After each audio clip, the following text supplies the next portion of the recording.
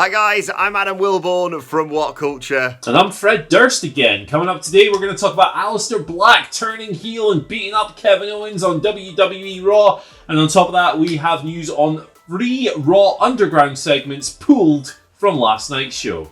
Plus, have WWE already ruined Keith Lee? And 4 matches announced for Payback, which is this bloody Sunday. This is the news. Busy time in the world of professional wrestling. And, yesterday we sat here and we talked about the potential Roman Reigns heel turn, all the stuff that went down at SummerSlam. Well, we had a definite heel turn on Raw last night. Aleister Black, he is back. He was sitting in his dingy little closet with no lights on. Kevin Owens brought him out for the KO show. Black's been absent from TV, of course, but after the beatdown from Seth the Chef Rollins and Buddy, your Buddy Murphy. He got his eye jabbed into that bit of the ring. He had the eye patch on when he came out last night. He was selling it. He was miserable. He was frosty when Kevin Owens was trying to talk to him. They showed footage of what happened and blah, blah, blah, blah, blah. It all led to kind of Black falling onto his knee and selling the eye like he's really hurt. Kevin Owens, good guy that he is like, hey, we need some medical assistance from the local medical facility out here. This was a trap. Of course, Aleister Black sprung that. He beat Kevin Owens up. He hit him with the black mass. He laid him out and he left. Heel turn complete, feud with Kevin Owens. Interesting development. I think it's fair to say that Aleister Black's main roster career perhaps hasn't had the trajectory that a lot of people would have wanted coming out of NXT. He was also apparently a big favourite of Paul Heyman when he was Raw's executive director. So when he leaves and Bruce Pritchard takes that role, you kind of think, oh, what does this mean for certain favourites and certain guys who might have been pushed otherwise? But at the end of the day, I think something fresh for Aleister Black is a good move. He hasn't done a whole lot lately. He was kind of peripheral for the Rey Mysterio thing with Seth. He's been in and out of little bits and pieces here and there, but if he can just be a scary goth bastard against everyone's pal Kevin Owens, I think that's a good move. Yeah, exactly. As much as this was surprising on last night's Monday Night Raw, Aleister Black looking like, what is it, Snake off Metal Gear Solid? That's the one. I don't know. I'm more of a Super Mario. I don't know. I don't play computer games. I'm perfectly honest, aside from FIFA. But this is exactly what Aleister Black's character needs. Not necessarily heel turn, but as with Roman Reigns, just a bit of edge, just a bit of something about him.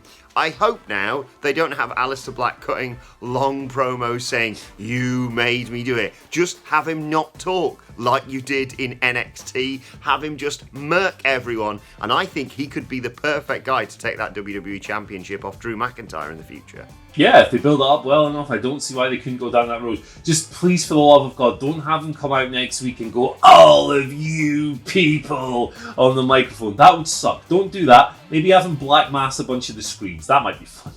Exactly. And speaking of NXT talent that have been brought up and then ruined, Keith Lee! He made his debut on Monday Night Raw last night. All right, maybe you are slightly jumping to conclusions here, but they changed his theme. And what the hell was he wearing? I get that he sometimes wears those clothes when he comes out and cuts promos on NXT, but he doesn't bloody wrestle in them. Let that big beefy boy out. What on earth was this, Andy Murray? I saw you wrote up the article about this this morning on WhatCulture.com. You said he looked like a blown up version of Shorty G. Yeah. And what is going on with that music? It slapped and now it's not slapping. Yeah, they found bass heavier than Keith himself, gave it as the entrance music in NXT, and it was awesome. It was one of the best tracks in WWE, and now they've replaced it with generic jobber butt rock. It's, entering a feud with Randy Orton for your first thing on the main roster is a hell of a thing and could be very successful. And the match with Orton was pretty good on Raw, and I think they'll have a better one at the pay-per-view this weekend. But wrestling is an aesthetic business as much as anything else, and if you don't have the aesthetics down, you might struggle. Keith Lee's new ring attire is ridiculous. It's a hybrid of Shorty G and Sonya Deville's old NXT attire when she had the skirt type thing. Lee's shorts look like a skirt. There's already a petition on change.org to try and get this fixed, which is kind of nuts. It already has. Let me just check. 244 signatures at time of recording. We only need 246, 247. Oh. We only need 249. Right, 250, 251. Anyway, less than 250 signatures to go to sort this mess out. Like you say, he came out, he interrupted Randy Orton. They then subsequently had a match later on that went to a no contest because Drew McIntyre got involved before getting punt kicked a third time on the show. Vince has got real hard on for head trauma at the moment, it seems. He was taken to a local medical facility. He might have a fractured skull. He might have a bleed on the brain. They were saying he's basically not going to be at Payback this Sunday. But instead, as you mentioned there, Andy, it's going to be Keith Lee versus Randy Orton. And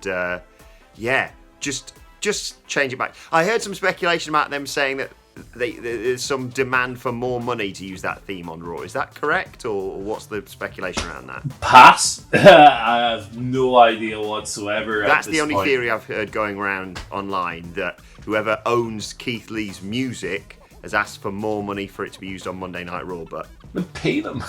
Pay them. You're about to make record profit, you bunch of scoundrels.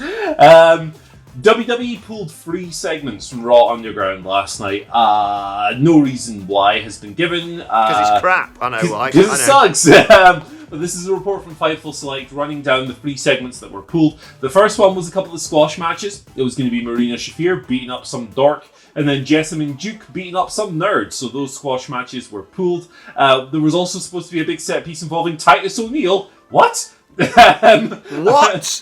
What? Yeah, Titus O'Neil was gonna get in a fight with Riddick Moss. Okay, cool.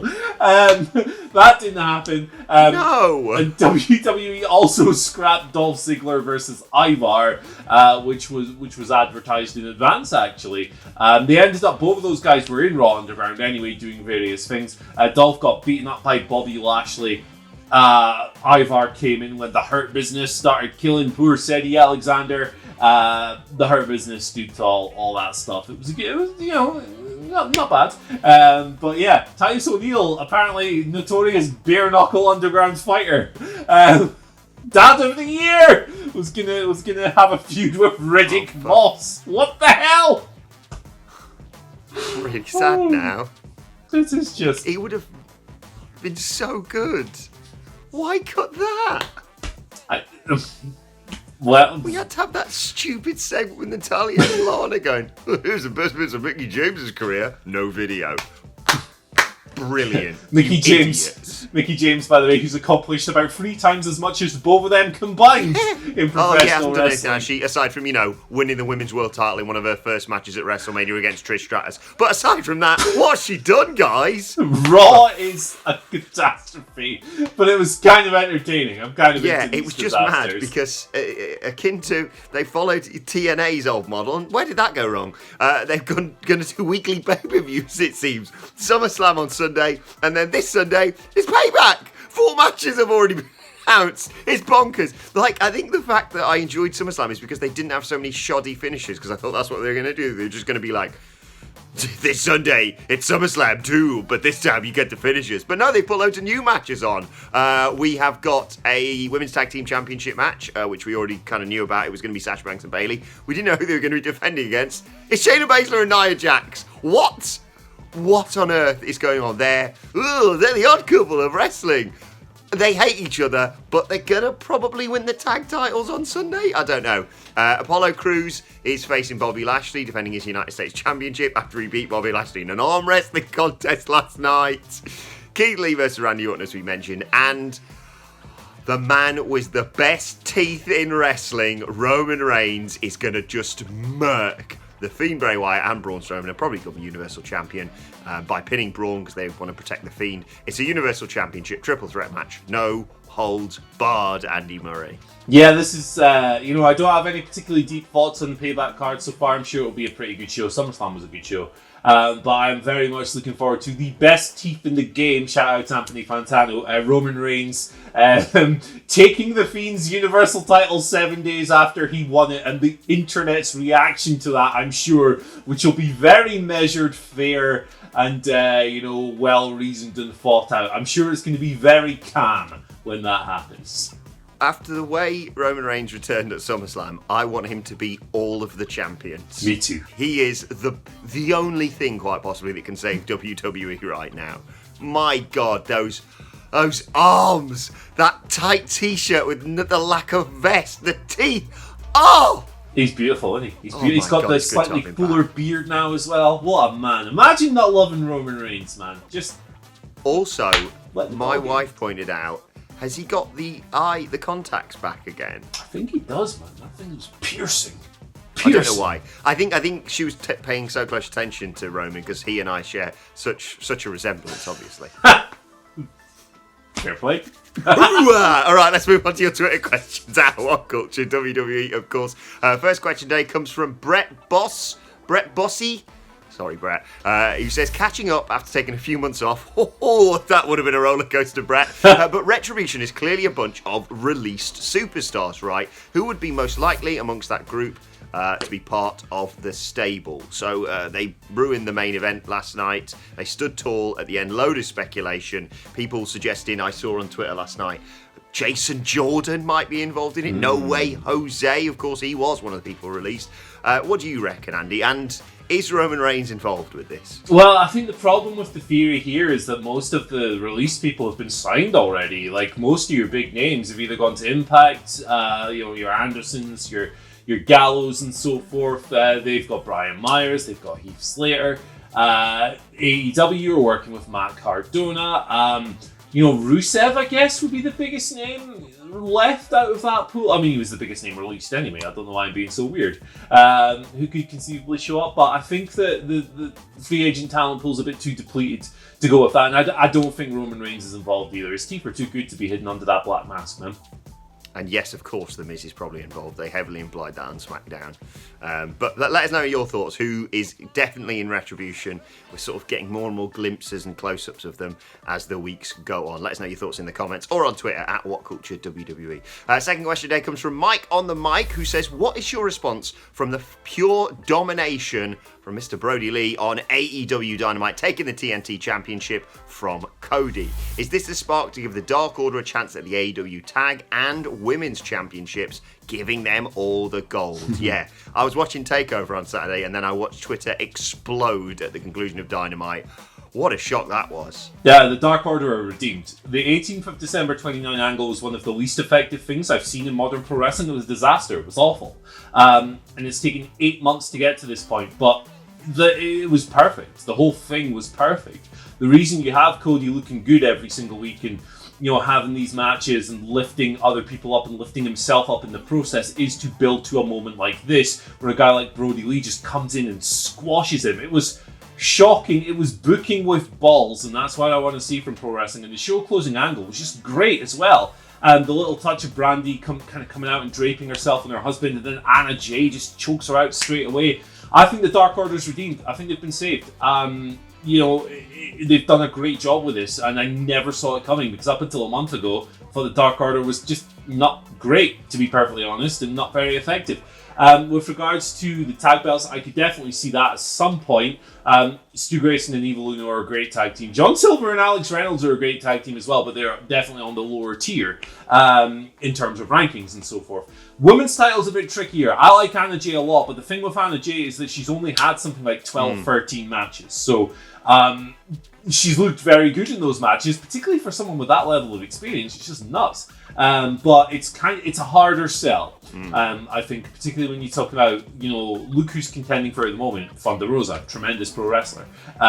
Experienced. Hikaru Shida, experienced, tremendous pro wrestler. Anna Jay can become one of those someday, but I think it'll take a while. Yeah, I think I like the idea of them holding all the gold, but I don't want to do that at the expense of all the other storylines. We've got some mad, was it a gauntlet or some qualification match taking place this week on Dynamite, along with a championship celebration from Brody Lee. And if you want more of this sort of thing, check out this week's Being the Elite. Oh my God. If you're not on board, you will be after you watch that. Right, let's hurry this up. Final question today comes from Uesugi Kenshin, who says, do you see the New Japan US title being defended on AEW Dynamite, since there's no plans to defend it as of yet, and going to Japan isn't an option currently? Plus, Kenta versus Moxley is going to be a banger, so it'll draw fans to both promotions. I don't see those promotions working together to that extent. I think what we'll see instead is Moxley working out some kind of agreement with Tony Khan and AEW to defend the belt on the New Japan Strong shows, the US-based shows that are currently going down on Friday nights. I think that's a little bit more likely. I'd love to see a New Japan AEW crossover, but there's no word on where that is. Last time it didn't sound particularly good, like in terms of the negotiations and stuff. No, exactly. We can hope for that, but why can't they all just get along? There's so much potential there. New Japan, AEW, even Impact. Ring of Honor.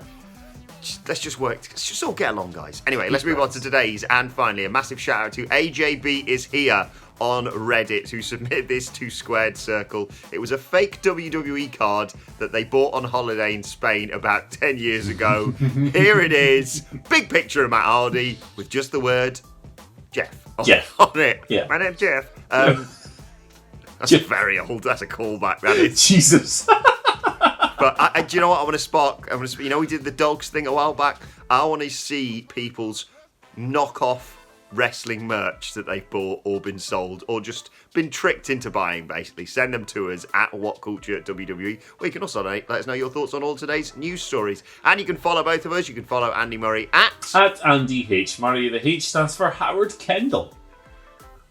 Leeds. So if you like that, WhatCulture Football, wherever you get, your football stuff from, that's where you need to go.